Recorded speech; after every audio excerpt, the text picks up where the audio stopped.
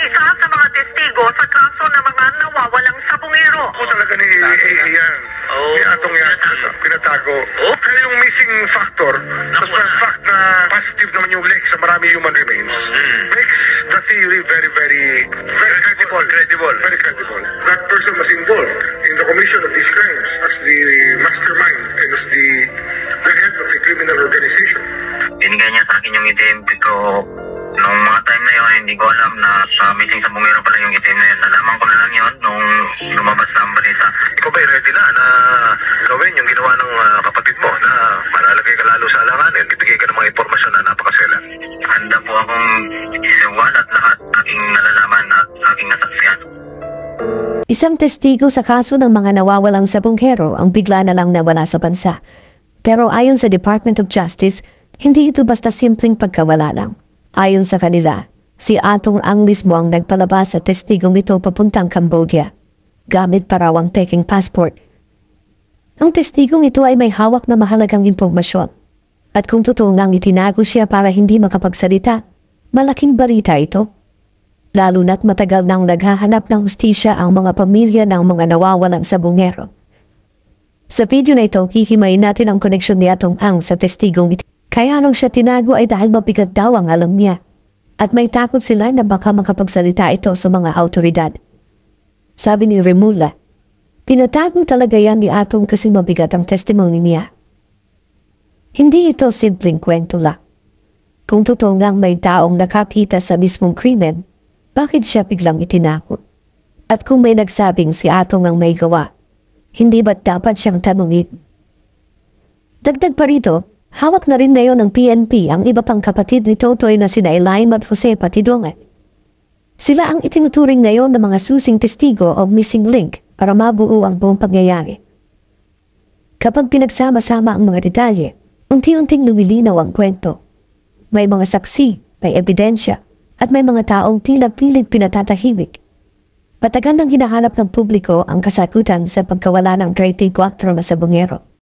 At ngayong may bagong impormasyon na naman, maraming nag-aabang kung may lalabas bang mas malalim na katotohanan.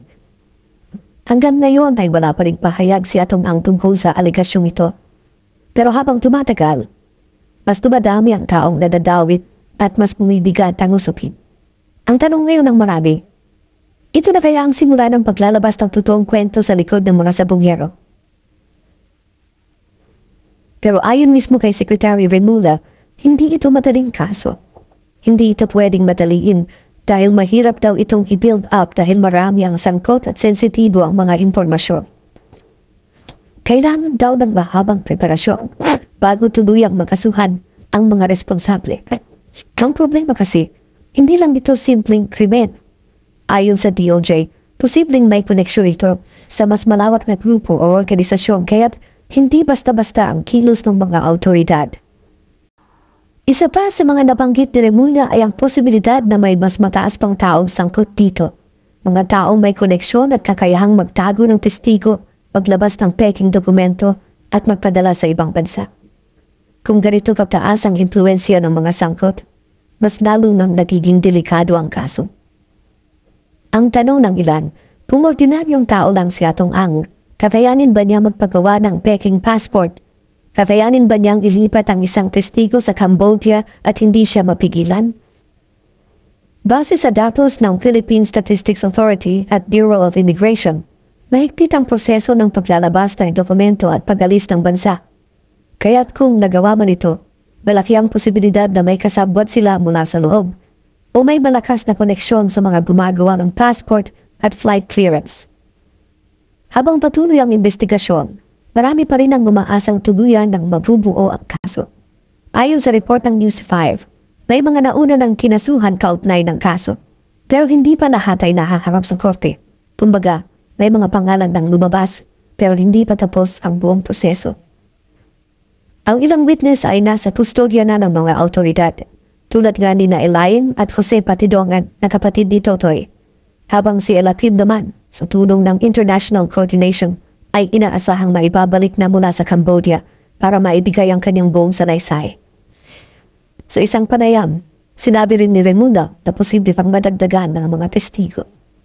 Dahil habang lumalalim ang kaso, May mga tao na rin kusang lumalapit para magsalita pero kailangan pa ng tamang proteksyon at paghawak sa kanila. Bukod sa testimonya, may isa pang detalyeng dapat pagpugunan. Ayon sa ilang ulat, may koneksyon daw ang mga lugar kung saan dinala ang mga sabongero sa mga lawa o lokasyong may posibilidad na taguan ang mga labi. Halimbawa, may usap-usapan tungkol sa isang lawa kung saan nakahanap ng mga human remains sa nakaraang mga taon. Bagamat hindi pa ito kumpirmado kung konektado sa kaso, hindi ito basta isinasantabi ng mga investigador. Lamang tuloy-tuloy-tibay ang mga hinala ng publiko na hindi lang ito simpleng pagdukok kundi posibleng planado at mayroong sabayang galaw para burahin ang ebidensya at patahimikin ang mga pwedeng makapagsalita. Habang gumagalaw ang Department of Justice at PNP, may mga panibagong leads na sinusundan. Pero gaya ng sinabi ni Remulla, kailangan pa rin ng matibay at maayos na case build-up bago tuluyang gumusad sa korte. Pero mga kalam, bago natin tuluyang tapusin ang usapan, may isa pa tayong dapat gustong bigyang diin. Sa laki ng kasong ito at sa dami ng taong natadawit, malinaw na hindi ito matatapos sa isa o dalawang hearing lang. Hindi rin ito basta-bastang kaso na pwedeng kalimutan o ipagpaliban. Dahil bawat araw na lumilipas, mas lalong lumalalim ang pangangailangan para sa hustisya. Hindi lang para sa mga nawawala, kundi para rin sa mga pamilyang naiwan at patuloy na unaasa. Kaya mahalaga rin ang papel ng media at ng publiko sa pagbabantay sa kasong ito. Katulad ng ginagawa natin ngayon, ang pagtutok, pag-uulat, at paghimay ng impormasyon ay paraan para mapanatili ang pressure sa mga autoridad at para hindi manahimik ang usapin. Kaya't sa mga kababayan nating patuloy na sumusubaybay, maraming salamat po sa inyo. Sa bawat pag-share, pag-comment at panunood, may ambag kayo sa pagpapalaganap ng katotohanan.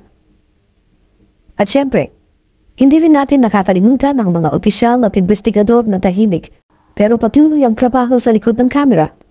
Ayon sa Department of Justice, kahit na mahirap ang kaso, tuloy-tuloy pa rin ang kilos ng mga ahensya ng gobyerno para mabuo ang mga detalye at maiharap ang mga salarin.